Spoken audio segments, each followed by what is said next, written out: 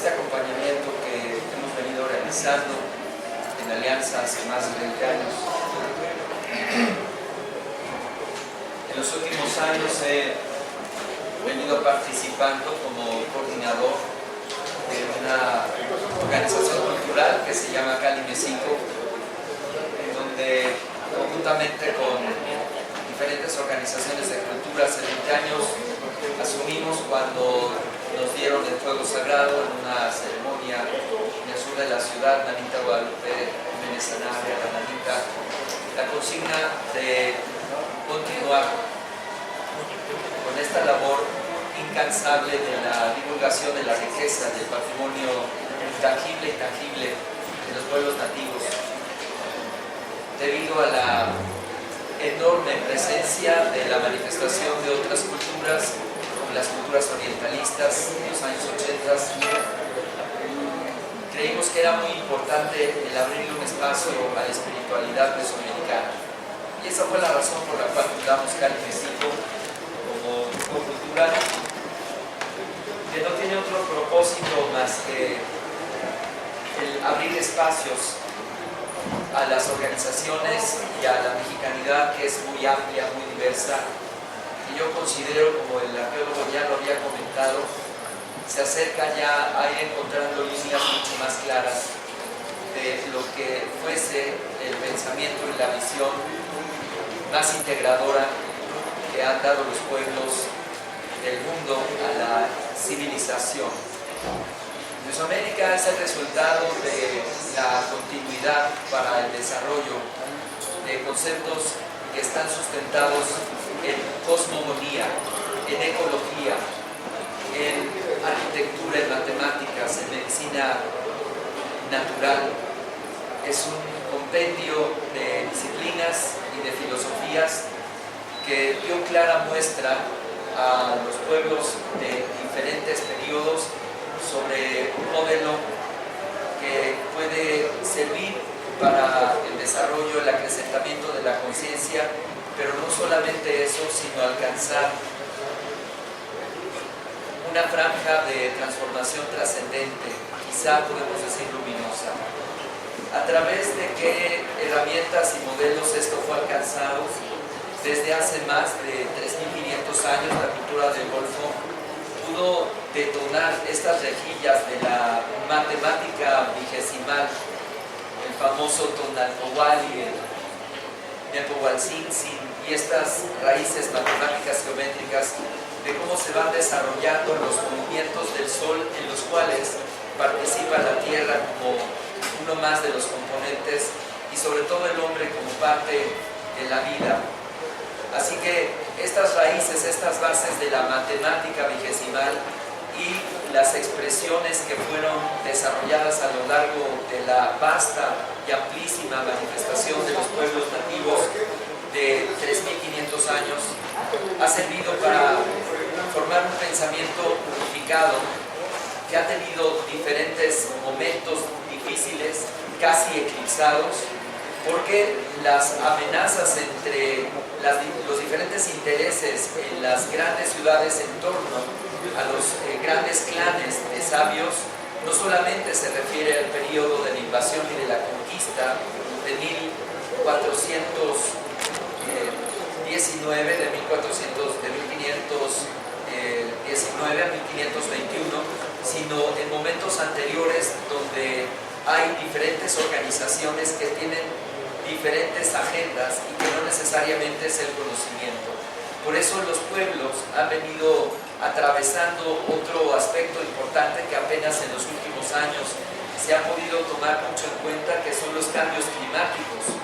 Estas franjas de grandes transformaciones, que son más o menos en golpes de 400 años, debido a la derivación electromagnética de las transformaciones del Sol, ha puesto a prueba a estas grandes civilizaciones a lo largo de los periodos, y por eso se han desarrollado las grandes migraciones. Así que si nosotros vemos los grandes centros urbanísticos, arqueoastronómicos, que son fundamentalmente construidos para desarrollar el conocimiento, siempre han tenido estos dos periodos como amenazas, no importa cuánto para atrás vayamos en el tiempo, que son el cambio climático, precisamente que es la cuenta de las cosechas y la alimentación para las grandes concentraciones de centros de enseñanza y urbanísticos, pero también los intereses de las invasiones que van teniendo lugar hacia migrantes que no necesariamente tienen el mismo pensamiento y que lo único que quieren es apropiarse de recursos, sobre todo cuando los cambios climáticos tienen lugar. Esto quiere decir como hipótesis que cada vez que se recrudece el clima, los pueblos del norte siempre migran al sur para tener una estabilidad en las cosechas y poder alimentarse. Y si nosotros revisamos precisamente estos ciclos, nos responden por qué existen las grandes crisis en las organizaciones sociales, políticas y teocráticas de nuestra maravillosa Mesoamérica. Otro aspecto interesante que quisiera colocar aquí es que la zona en la que se dan estos grandes sitios de desarrollo están también relacionados con el cinturón de fuego y con las grandes corrientes telúrico-cósmicas debido a la actividad electromagnética que está desarrollada por los volcanes, por las actividades magmáticas y por las cuencas que están formadas precisamente por los grandes quiebres tectónicos. Así que esta es una de las razones por las que se explica por qué hay una altísima conectividad de los cerebros o de las mentes provenientes de diferentes periodos y de esa forma poder desplegar lo que se llama una mente de alta conectividad. Esto no es solamente relacionado con Mesoamérica, sino también con otros sitios en donde hay una altísima actividad telúrico-cósmica, como son las zonas de Turquía, las zonas de China meridional, las zonas actuarias de la península árabe norte, de tal manera que siempre hay una correlación entre la parte geofísica, la actividad electromagnética, los cambios climáticos y los grupos que se organizan para el fenómeno de la transformación. Son 120 láminas, me voy a ir muy rápido, de tal manera que vayamos haciendo primero una proximidad sobre el pensamiento anahuaca, esa es la primera parte, después entrarle de lleno a la piedra que está desarrollada sobre el periodo medio mexica, se sitúa en el 1400, que está datada sobre la fecha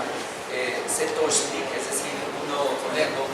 y que está expresando muy bien cómo están desarrollados estos conceptos de síntesis ya en el periodo mexica. La segunda parte va a ser geometría y la tercera una proximidad al fenómeno del manejo de las constantes geométricas en Mesoamérica, que no solamente son mesoamericanas, me refiero a Phi,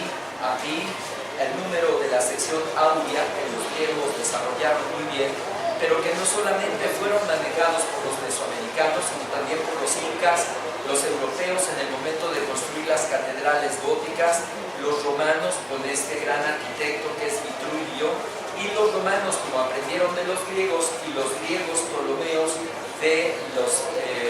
grandes pueblos sabios, tanto de los egipcios como de los sumerios y los persas. También en el Indostán, en China y en India, estas constantes son aplicadas. Ante lo que estamos es ante un cerebro luminoso de carácter planetario y cósmico, y que se va denotando en cada cultura con sus formas tan particulares, pero lo que en realidad se está expresando en toda la Tierra desde todos los periodos es el movimiento de los ciclos del cosmos, de los cuales el sistema solar pues es el más importante para nuestra vida, porque nosotros somos el Sol. No estamos distantes de esta gran cartografía de los cielos que están descritos por los chinos, por los sumerios, por los acadios, por los persas, desde luego por los europeos constructores de catedrales góticas. Y Mesoamérica no se descarta de esta información, sino que la despliega de una manera portentosa, de tal manera que lo que está ahí descrito en los edificios son los ciclos sinódicos de los pares interiores y pares exteriores de los planetas del sistema solar, que son Mercurio y Venus, y Marte y Júpiter, en donde la Tierra, que es el sitio desde donde se observa, resulta generar ciclos importantes. Esta cartografía de los ciclos del sistema solar y los luminares van creando metáforas, y estas metáforas van siendo la forma de poder compilar cómo funciona el sistema solar, cómo funcionan estos ciclos del retorno, y detrás de las metáforas y la literatura de la cosmogonía están las razones astronómicas y arqueastronómicas del gran funcionamiento. Por lo tanto, no es una invención ninguna poética de estos estilos de cómo descienden estas energías, sino más bien es una expresión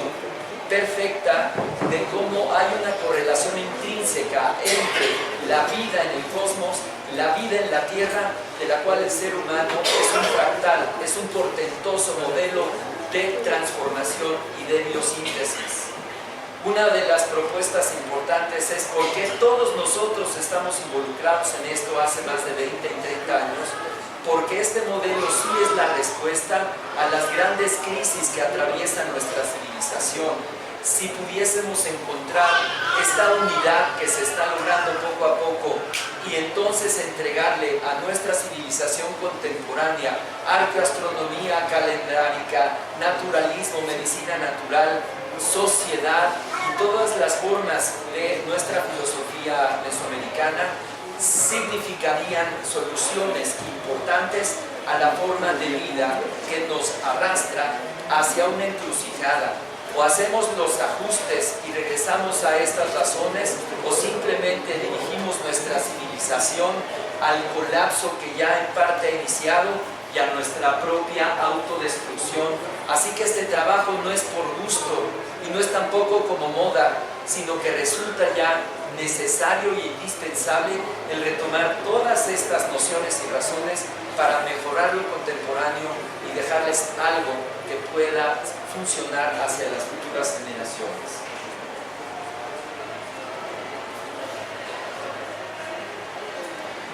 Ahí está el momento que hemos realizado ceremonias. Aquí está Anita. Estos son los encuentros en el Templo Mayor, en la 13ª ofrenda. Es decir, estamos hablando hace más de 10 años. Ahí está Óscar Escudero de Paz. Están diferentes representantes asumiendo el sentido de la antorcha del fuego sagrado, que para nosotros es esta renovación. Nuestro objetivo, compartir con la sociedad alternativas para el desarrollo integral del ser humano, coadyuvando en el impulso de una nueva conciencia planetaria. El tema de hoy que nos toca compartir es Coatlicue Tonantzin-Tlali, la diosa de vida, muerte de los 400 surianos, en el marco del Día Mundial de nuestra Madre Tierra. Por cierto, una piedra monolítica que desde que fue tallada está pensada en un mapeo sobre las fuerzas del cielo y de la tierra, sobre esta gran dualidad creadora. Esta parte le vamos a llamar el Anáhuac, porque Coatlicue viene siendo una manifestación